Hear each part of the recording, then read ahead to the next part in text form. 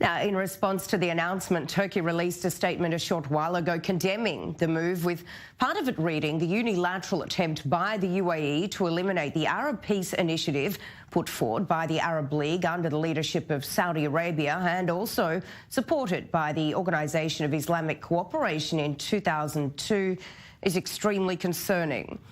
Meanwhile, Turkish President Recep Tayyip Erdogan has told journalists that he's considering closing the Turkish embassy in Abu Dhabi and may withdraw its ambassador, along with suspending diplomatic ties. Filistin'e yönelik atılan adım yenilir yutulur bir adım değil. The move against Palestine is not a step that can be swallowed. Now, Palestine is either closing or withdrawing its embassy. The same thing is valid for us now. I gave the order to my foreign minister. I told him we may also take a step in the direction of suspending diplomatic ties with Abu Dhabi leadership or pulling back our ambassador because we stand with Palestinian people. Let's now bring in Dr. Eran Lerman, who is the former Deputy Director of Foreign Policy and International Affairs at the National Security Council at the Prime Minister's office. Doctor, thank you so much for coming on to chat to us. Firstly, run us through just how significant this announcement will be for Israel's security, given it's facing threats on all borders. Well, the relationship with the UAE, of course, was there before the announcement, and it will only thrive after the announcement even further.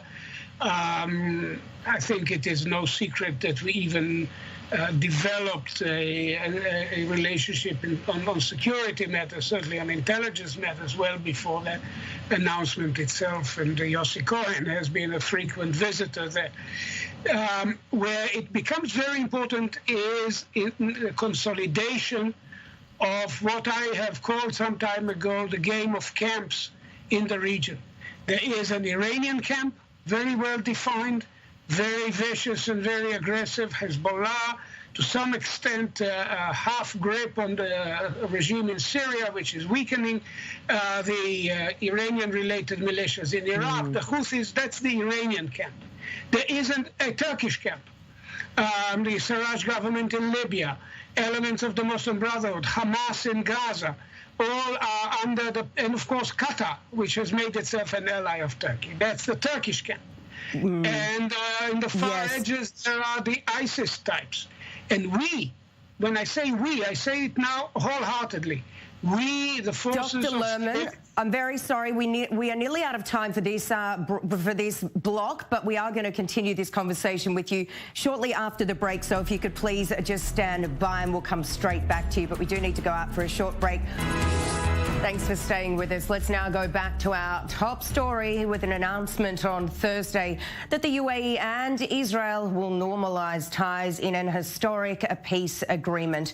And I was speaking just a short while ago to Dr. Eran Lerman, who is the former Deputy Director of Foreign Policy and International Affairs at the National Security Council of the Prime Minister's office. Doctor, thanks for staying on to chat with us for a little longer. You were mentioning Israel's security along with Iran just a short while ago. Tell me, how much support do you believe the UAE will actually give Israel when it comes to dealing with Iran? Well, as I say, it's not just Iran. There's also a Turkish challenge to security in the Eastern Mediterranean. And the UAE has come in full support of Egypt and Greece and the Greek-Egyptian agreement. And that's a very important point for Israel because the future of the Eastern Mediterranean is vital to our national interest.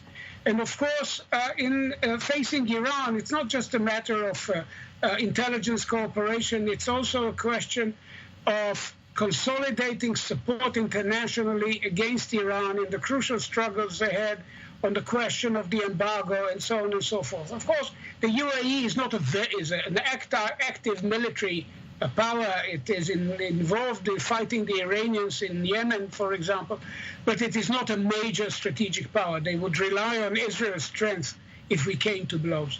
But their presence in the same camp with us in an explicit and overt way is a very important contribution to Israeli security. I'm not surprised the Turks are angry. The UAE has lined up clearly with Israel, Cyprus, Greece, Egypt, interestingly enough also France, in the struggle for the Eastern Mediterranean. It is lined up against Iran quite decisively.